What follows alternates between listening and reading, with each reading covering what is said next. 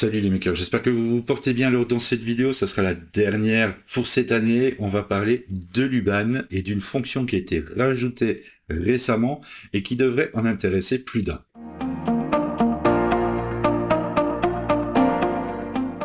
Alors vous connaissez tous les lithophanies, j'en ai déjà fait pas mal, j'ai fait aussi pas mal de vidéos sur les prénoms lumineux, et un truc qu'on a eu envie de faire, et c'était vraiment un petit peu galère jusque-là pour le réaliser, c'était d'intégrer dans ces boîtes lumineuses, dans ces prénoms lumineux, une lithophanie. Et vous allez voir que maintenant, c'est devenu ultra simple à faire. Je vais pas revenir sur la création des dessins, des lettres, je vous mets les vidéos au-dessus sur comment créer l'image que vous avez besoin. On va aller ici vraiment à l'essentiel. Vous vous rendez donc ici dans le sélecteur de lithophanie et vous descendez ici et vous avez Box qui correspond donc en français aux boîtes. Alors ici c'est assez simple, les boîtes c'est quelque chose qu'on avait déjà utilisé justement pour faire les prénoms lumineux.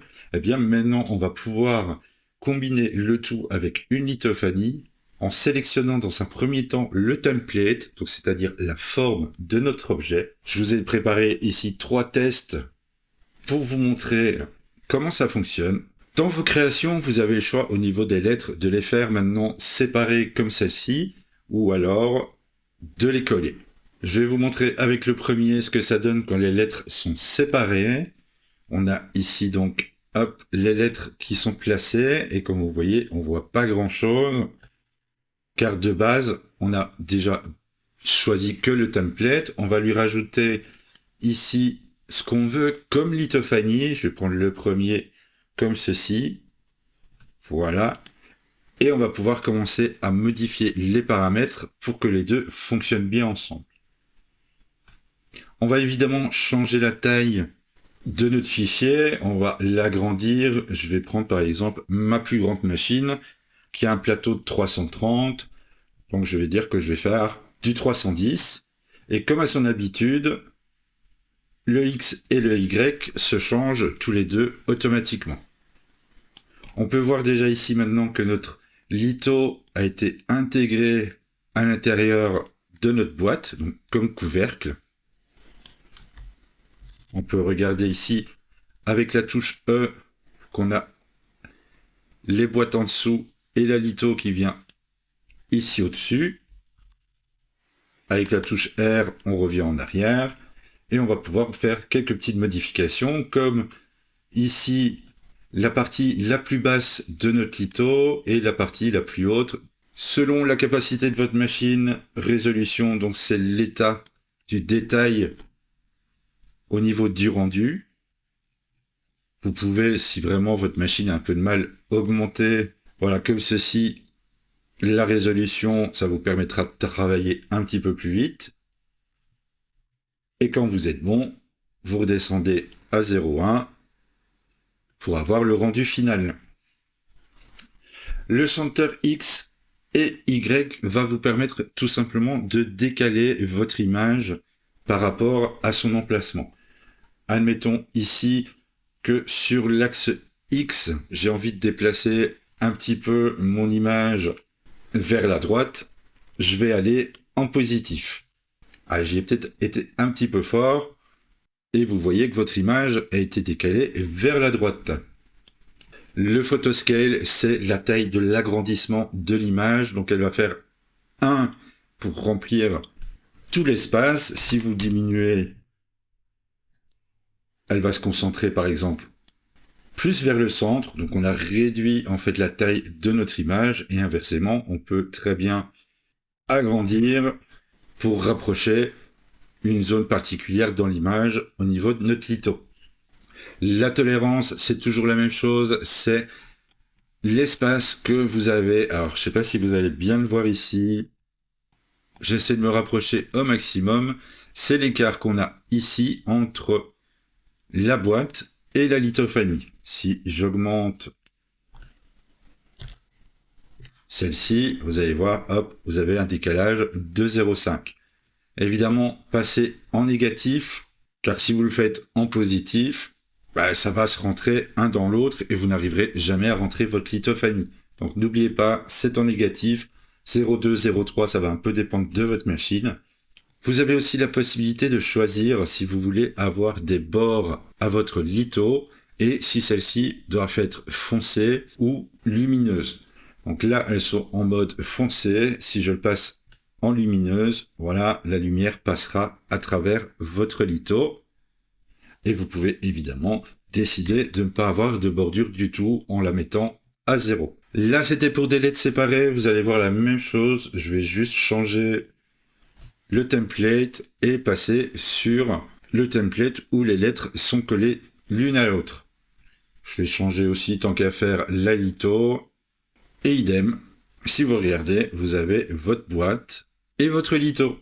Vous pouvez aussi choisir évidemment l'épaisseur de la bordure du cadre, on va dire, de votre box, avec ici le box thickness. Si vous diminuez un petit peu à 2, ça sera beaucoup plus fin. Attention quand même de ne pas le faire trop fin non plus, ça va un peu dépendre de la taille finale de votre projet. Et quand vous avez terminé, il vous suffit simplement de faire ici un save model, d'aller dans le répertoire que vous désirez, et hop, vous enregistrez. On se retrouve du coup avec voilà les fichiers comme ceci.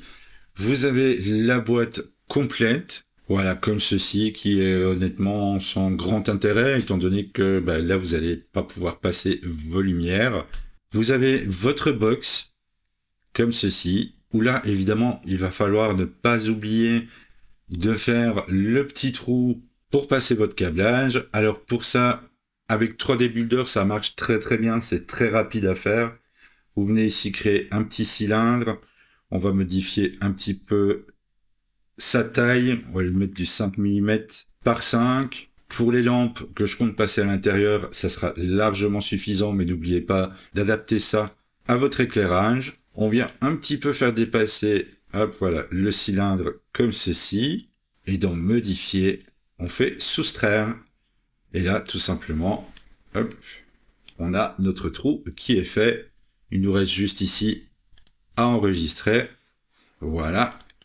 Et notre pièce a été modifiée avec le trou. Le dernier, évidemment, c'est votre litho, qui du coup, avec la bonne tolérance, va évidemment rentrer nickel dans votre boîte. Alors là, ici, on va se retrouver face à un petit dilemme au niveau de l'impression. En toute logique, une litho, il n'y a rien de mieux que de l'imprimer à la verticale et selon votre machine, si c'est une cartésienne par exemple, dans le sens de l'axe Y. Mais là, je vous avoue que imprimer des lettres comme ça, c'est un petit peu compliqué de le faire à la verticale. Il va falloir quelques supports ou alors, pas le choix, il va falloir l'imprimer à plat. Et là, ça va vraiment dépendre de votre machine, de la qualité qu'elle est capable de vous sortir au niveau des lithos à plat. Alors, je vous montrerai un autre petit truc un peu plus tard dans les fichiers qui sont fournis, car là, évidemment, je suis sur une texture en noir et blanc, donc elle n'a pas grand intérêt. Mais vous pouvez aussi faire d'autres petites choses et carrément vous lâcher un petit peu. Par exemple, on va prendre un personnage de type Père Noël. On va changer évidemment l'image. On va mettre un Père Noël plutôt sympa. Donc là, par exemple, on va pouvoir utiliser le petit décalage en X. Alors je vais le bouger un petit peu. Je vais voir si ça va suffire comme ça. Là, c'est un petit peu de trop. Voilà, comme ceci. Alors vous pouvez vraiment imaginer tout et n'importe quoi à ce niveau-là. Vous pouvez mettre des photos de vos enfants, de votre famille, bref, il y a de quoi s'amuser. Un petit save model, on est dans le test 2, c'est nickel. Je vais faire directement le troisième que je voulais vous montrer, hop, comme ceci. Vous voyez, c'est super rapide. Hop. Et si je voulais vous montrer, en fait, d'autres exemples, c'est que vous avez aussi la possibilité d'avoir les feuilles à imprimer pour mettre derrière votre litho. Alors évidemment, il va falloir faire la découpe pour que celui-ci rentre dedans, mais vous avez donc la possibilité d'imprimer cette image, de venir la mettre derrière votre litho, et lors de l'éclairage, eh bien que celle-ci soit carrément en couleur.